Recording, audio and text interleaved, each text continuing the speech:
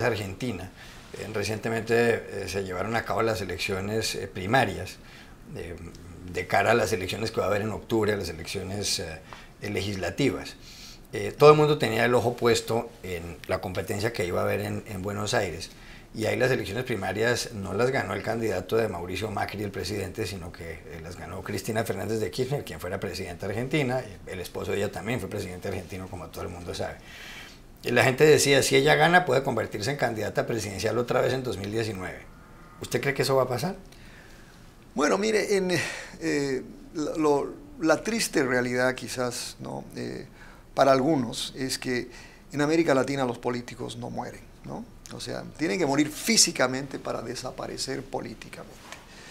Entonces, y en países polarizados como la Argentina, no nos olvidemos que Mauricio Macri ganó por muy poco. Por los pelos. ¿No? Entonces, es un país, un gobierno que nace pues con una polarización extrema, que es la característica de la democracia en todo lado, en Estados Unidos. Entonces, esa polarización hace que sea muy difícil gobernar, especialmente porque, y esto lo hemos documentado en encuestas de opinión pública, porque el peronismo en la Argentina tiene una gran base social de apoyo, ¿no? Basada en un pasado, ¿no? y basada obviamente en ese recuerdo especialmente de políticas sociales, ¿no? y del clientelismo, ¿no?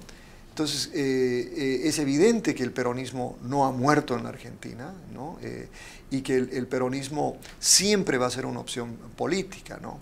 El problema con el peronismo, que no es un problema del señor Macri ni generalmente de los candidatos, digamos, del otro bando, es que el peronismo, como el chavismo, como el movimentismo en otros lados o el masismo en Bolivia, ¿no? Son proyectos hegemónicos, ¿no? Entonces, cuando ganan, ¿no? Lo que quieren hacer es coartar todo grado de pluralismo, ¿no? Y ese es, yo creo, el gran reto. Cristina podría, el peronismo, quizás, inclusive, digamos, no Cristina, pero el peronismo en la Argentina siempre va a estar vigente y siempre latente, y ahí, ¿no? A puertas de volver al poder. Usted es boliviano y el presidente de Bolivia, Evo Morales, está en el poder desde el año 2005. Exacto. Él debe dejar el poder también en algunos pocos años. ¿Va a seguir ahí? ¿Va a seguir el presidente Evo Morales? ¿Usted cree que él logre que haya un nuevo cambio constitucional para que continúe en el poder? Mira, el fenómeno de Morales es muy interesante porque también es parte de este fenómeno del colapso del sistema de partidos, de la crítica a los sistemas de democratización, esa crítica al neoliberalismo, etcétera, etcétera. Y es la construcción de un modelo hegemónico autoritario desde un principio, ¿no? Excluyente de la oposición, la judicialización de la política. Bolivia tiene una cantidad de exilados políticos en Brasil, acá mismo, en España, ¿no? Perseguidos políticos. Y sin embargo, cuando uno ve inclusive los artículos de mis colegas académicos, es una celebración de la democracia boliviana. Ahora, lo interesante es que modelos autoritarios, ¿no? Históricamente, el peronismo, el movimentismo en Bolivia, ¿no? Han sido también democratizadores, en el sentido de que incorporan a sectores previamente excluidos. Y en Bolivia, pues lo que hace Morales es que incorpora a un sector. Pero al final gobierna exactamente o peor que aquellos a los que reemplaza. Ha sido un gobierno extraordinariamente corrupto, un gobierno violatorio de los derechos humanos, pero le ha ido bien en términos económicos por el boom económico, ¿no? Y gracias a ese boom económico, un gran gasto social y al hecho de que hizo una privatización, perdón, una nacionalización donde realmente cambió los términos de los contratos, pero le fue bien a Bolivia, obtuvo más de 60.000 millones de dólares en los últimos 12 años, pero ese modelo ha llegado yo diría, no, a su fin.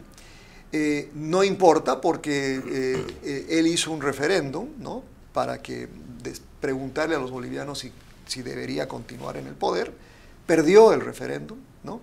Y ahora la típica movida de estos movimientos hegemónicos está buscando, ¿no?, darle la vuelta. Han presentado como 8 diferentes alternativas legales, entre comillas, para que el presidente Morales se vuelva a presentar y sea presidente para terminar su proyecto que él dice que recién puede concluir el 2025. Hay noticias también de México, el año entrante de elecciones presidenciales a mediados. A finales de año tomará posesión quien reemplaza a Enrique Peña Nieto, el actual presidente. Ha habido muchos líos para el presidente Peña Nieto, entre otras cosas el escándalo de Brecht también lo tocó, porque hubo acusaciones contra Emilio Lozoya, el presidente de Pemex, de la petrolera mexicana, quien fuera hombre muy próximo a Peña Nieto. ¿Va a ganar el PRI, en su opinión, otra vez? ¿O será que esta sí es la ocasión en la que Andrés Manuel López Obrador, quien fuera alcalde del DF, quien se ha presentado en varias ocasiones y que encabeza el partido Morena, va a llegar a Los Pinos?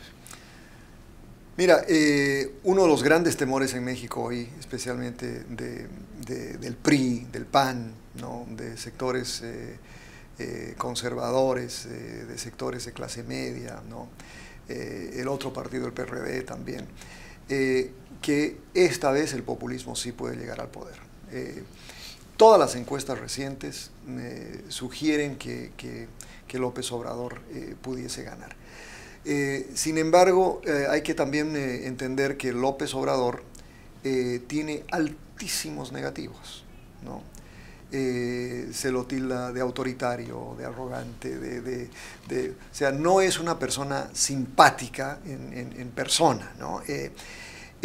Acaba de perder una contienda interna muy curiosa porque iban a seleccionar el candidato para la Ciudad de México por encuestas. Aparentemente las encuestas estuvieron manipuladas y esto le ha creado un problema interno a López Obrador. Pero todos estos procesos donde surgieron los Morales, los Chávez, etc., muchas veces el individuo juega un papel muy, muy importante, pero son procesos sociales, ¿no? Y una de las cosas en México que obviamente es el fracaso del gobierno de Peña Nieto en muchos sentidos, ¿no?, el cuestionamiento profundo al PRI y lamentablemente la llegada de Donald Trump al poder. Porque lo curioso es que en México la llegada de Trump no fortalece el nacionalismo, digamos, en torno al PRI, que uno lo hubiera esperado. Es más, hay un cuestionamiento profundo de cómo el presidente Peña Nieto maneja las relaciones con Estados Unidos. Pero es precisamente AMLO, López Obrador, el que se ha ganado ese espacio, ¿no? Él se presenta como la alternativa a Donald Trump, ¿no? Y una alternativa poco bien articulada, porque al final México ha dependido enormemente del TLC, del famoso NAFTA, que está siendo renegociado, y ese va a ser un tema muy, muy importante para México en lo que viene, ¿no? Lo que salga de esta renegociación y qué significa para México.